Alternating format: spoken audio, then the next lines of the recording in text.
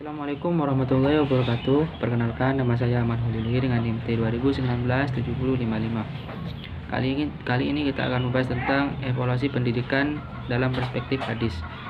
Yang pertama, kita akan membahas tentang pengertian dari evaluasi pendidikan.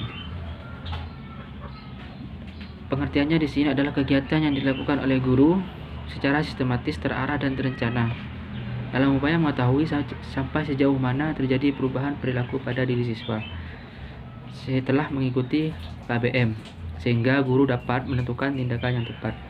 Sama halnya dalam sebuah acara, maka pasti di akhir-akhir akan diadakan evaluasi. Nah, tujuan dari evaluasi itu adalah mengetahui, kalau dalam acara itu mengetahui apakah acara itu berhasil atau tidak. Kalau dalam pendidikan, tujuannya adalah apakah keseluruhan siswa yang kita beri pembelajaran, apakah itu semuanya berhasil atau hanya setengah. Nah, ketika kita sudah mengetahui yang mana siswa yang berhasil dan yang mana yang belum, serta mengapa siswa itu tidak berhasil, maka kita akan mengetahui langkah apa yang akan kita lakukan untuk kedepannya. Kemudian tujuan dari evaluasi dalam proses belajar adalah untuk mendapatkan informasi yang akurat mengenai tingkat pencapaian tujuan instruksional oleh siswa, sehingga dapat diupayakan tindak selanjutnya dalam bentuk fungsi evaluasi. Nah, tujuan utama dari dilakukannya kegiatan ini adalah untuk mengetahui sejauh mana siswa itu berhasil dalam sebuah pembelajaran, sejauh mana tingkat pemahaman dia terhadap materi yang kita sampaikan. Nah, ketika tujuan utama itu sudah dilakukan, ketika kita sudah mengetahui sejauh mana siswa itu menyerap materi apa yang kita sampaikan, maka kita akan kedepannya akan lebih mudah dalam mengelolanya, dalam menentukan sikap. Mungkin sekian dari saya. Wassalamualaikum warahmatullahi wabarakatuh. Assalamualaikum warahmatullahi wabarakatuh. Saya Hanifah Nafilatul Maufirah, NIM T 2019-7050.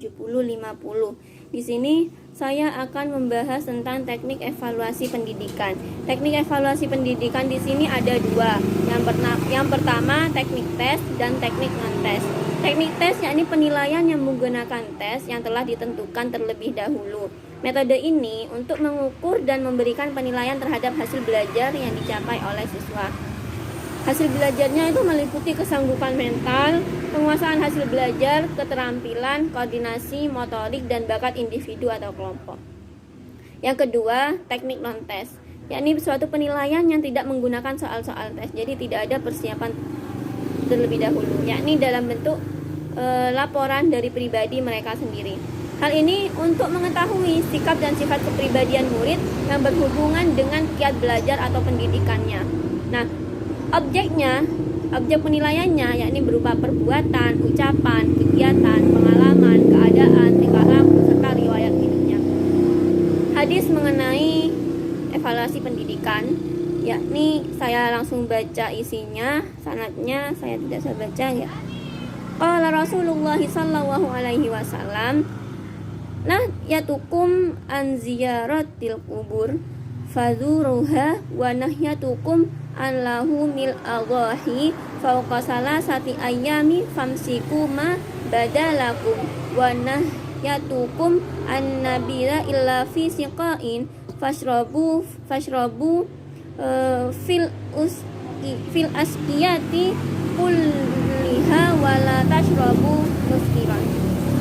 Artinya, telah mengabarkan kepada kami Muhammad bin Adam dari Ibnu Fudail, dari Abu Sinan, dari Muharib Disar, dari Abdullah bin Buraidah, dari bapaknya, dia berkata, Rasulullah SAW bersabda, aku telah melarang kalian berziarah kubur, maka sekarang ziarahlah kubur. Dan aku pernah melarang kalian memakan daging kurban lebih dari 3 hari, maka simpanlah apa yang kalian kehendaki dari daging-daging tersebut. Dan aku pernah melarang kalian dari nabis. Nabis ini minuman yang terbuat dari anggur, kecuali yang terdapat dalam tempat minum. Maka minumlah yang ada dalam semua tempat minum, dan janganlah kalian minum sesuatu yang memabukkan. Hadis riwayat Muslim. Dari makna yang terkandung dalam hadis tersebut, bahwa pendidikan pasti membutuhkan evaluasi, karena dengan evaluasi akan meningkatkan kualitas seorang pendidik dan melihat bagaimana perkembangan pengetahuannya.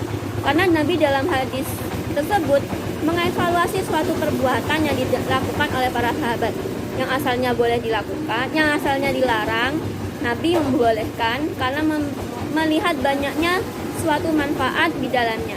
Begitu juga sebaliknya, awalnya dibolehkan karena banyak mudorotnya, maka mereka melarang hukum tersebut.